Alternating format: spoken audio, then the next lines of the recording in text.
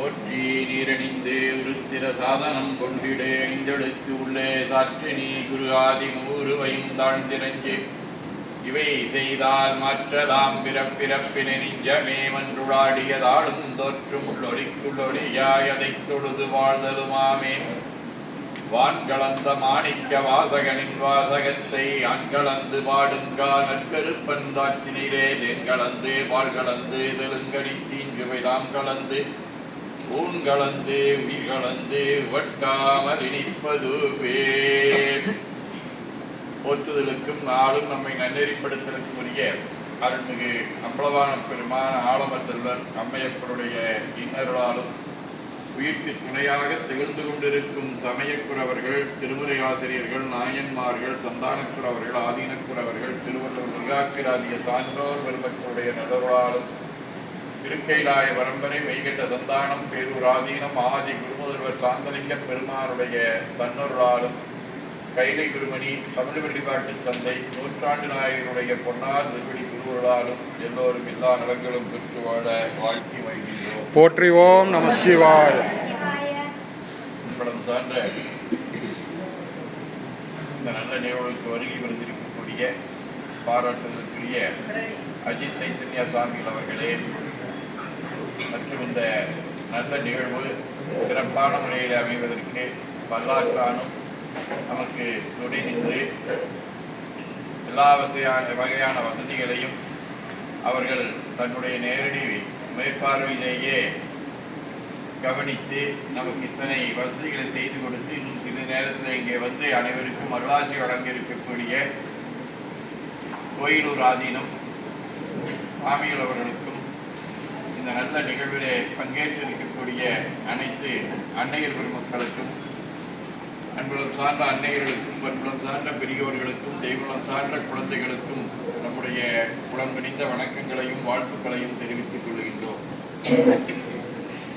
திருவாசகம் ஒரு கால் ஓதினால் கருங்கள் மனமும் கசிந்திருக்கும் என்று நம்முடைய பெரியவர்கள் சொல்லியிருக்கின்றார். ஆனால் நாம ஒரு இலக்கு வைத்தோம்.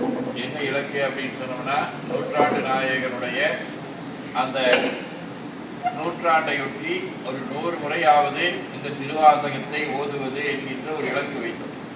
ஆனால் என்னாயிற்று, நமக்கு அதுக்கு மேலேயே நமக்கு நிறைய அந்த திருவாசகத்தை ஓதக்கூடிய ஒரு வாய்ப்பு நமக்கு கிடைத்திருக்கின்றது. நூற்றாண்டு விழாவையொட்டி நம்ம பல்வேறு வகையான இலக்குகளை எல்லாம் வைத்திருந்தோம். அதில் ஒன்று, அவர்களை பற்றி ஒரு 100 அறிஞர் பெருமக்கள் பாடுவது என்பது. அது நமக்கு ஏற்கனவே ஒரு சில மாதங்களுக்கு முன்னையே நிறைவேற்றுச்சு. கல்லூரி குழந்தைகள் எல்லாம் சேர்ந்து அவங்க கவிதைகள் வழங்குவது என்கின்ற அடிப்படையில் அதை செய்தார்கள். அப்படி செய்ததனுடைய அடிப்படையில் நிறைய கவியரங்குகள் நடந்துச்சு. அதே மாதிரி கோடி அர்ச்சனை என்று சொல்லக்கூடிய அளவில் தமிழ்நாட்டில் இருக்கக்கூடிய உலக பாடல் பெற்ற தலங்கள் 226. அது இல்லாமல் நம்ம கொங்கு நாட்டில் இருக்கக்கூடிய தலங்களை எல்லாம் 300க்கும் மேற்பட்ட சிவலிங்கங்களை வச்சு அந்த மார்கழி திருவாதிரை நோன்பு, பாவை நோன்பு காலத்தில் வேற பாடல்களை பாடக்கூடாது, இறைவனுடைய நாமத்தை மட்டும்தான் சொல்லணும், திருவாதிரை மட்டும்தான் ஓதணுங்கிற அடிப்படையில் நாம் ஒரு முயற்சி மேற்கொண்டோம். எப்படியாவது 1 கோடி, அந்த 10 நாளில் 1 கோடி இறைவனுடைய நாமத்தை போற்றியோ நம சிவாய சிவாய நம என்று சொல்லி விடுவது என்று பார்த்தோம். எல்லாரும் நம்ம கொஞ்சம் திகைத்தோம். என்ன என்று சொன்னால், நம்மளால் இந்த 10 நாள், அந்த 10 நாள்லையும் கடைசி நாள் நாம் எல்லாரும் அவங்கவுங்க திருவாதிரை நோன்பு கொண்டு வர போயிருப்போம். பாக்கி 9 நாளில் இதையெல்லாம் நம்மளால செய்ய முடியுமான்னு நினைச்சோம். ஆனால் என்னாச்சு, அது 1 கோடிக்கு மேலேயே 2-3 கோடிக்கு பக்கமாகவே நமக்கு ஆயிடுச்சு. அது நம்முடைய இலக்கு வைத்தது, அது போயிடுச்சு. அதே மாதிரி திருவாசகம் 100 ஓதம்னு சொன்னோம். ஆனால் அது என்ன ஆயிடுச்சு, 100க்கு மேலேயே போயிடுச்சு. அதுவுமே 200 பக்கமாக போனாலும் போயிடுச்சு. நிறைய கணக்கு போட்டு பார்த்தோம்னா நிறைய திருவாசக முற்றோர்கள் எல்லா இடங்களிலேயும் நமக்கு நிறைந்தேறி இருக்கின்றது. அதே மாதிரி திருவிளக்கு வழிபாட்டையும் நாம் 100 செய்யணுங்கிற அடிப்படையில் அது 100 நோக்கி சென்று கொண்டிருக்கின்றது. இப்படி அந்த நூற்றாண்டு நாயகருக்கு உண்டான இந்த எல்லாவற்றிலேயும் 100 என்கின்ற ஒரு நிறைவினை சொல்லக்கூடிய வகையில் நாம் இங்கே திருவாசகத்தை 100 முறைக்கு மேலே ஓதி இருக்கின்றோம். அத்தகைய திருவாசகத்தை பற்றி நம்முடைய பெரியவர்கள் சொல்லுவாங்க. திருவாசகத்தை கேட்டால் போதும், அது பாடினால் ஒரு இன்பம், கேட்டால் ஒரு இன்பம் அப்படின்னு சொல்லியிருக்காங்க. நம்மளால இந்த திருவாசகத்தை நல்லா படிக்கவே முடியாது அப்படின்னு ஆளாவது இருந்தாலும் கூட என்ன ஆகும்னா, நாமத்தில் ஒரு சாதாரண விலங்கு. அந்த விலங்குகளும் கூட என்னது நல்ல அமைதியான விலங்கு இல்லை, வேட்டம் மிகுந்ததாக இருக்கக்கூடியது, வேகம் மிகுந்ததாக இருக்கக்கூடிய விலங்கு. அது கேட்டாலும் கூட அதுக்கு என்ன ஆகும், ஞானம் வந்துடும்.